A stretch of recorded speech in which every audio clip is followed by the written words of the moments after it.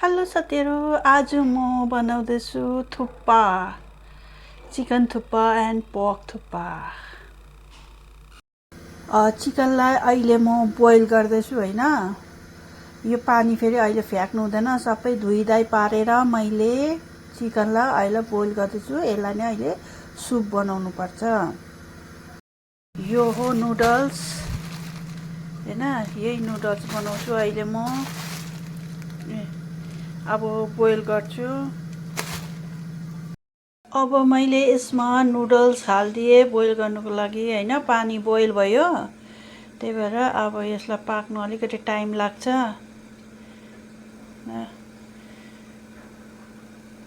अब यो बोइल भइसक्यो हो। अब यसलाई ठन्डा पानीमा ठन्डा गर्दैछु हैन। ठन्डा पानीमा ठन्डा गऱ्यो भने चाहिँ चुप्किँदैन क्या त, यो जस्तोको त्यस्तै रहन्छ। अन्त त्यही भएर ठन्डा पानीमा गरिसकेपछि यो राख्यो भयो।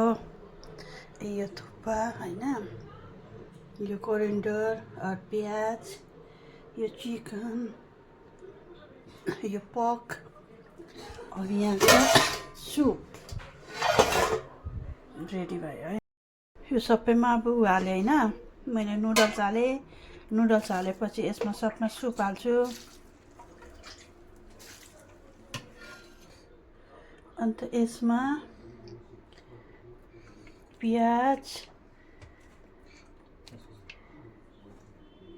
हरा धनिया and pork.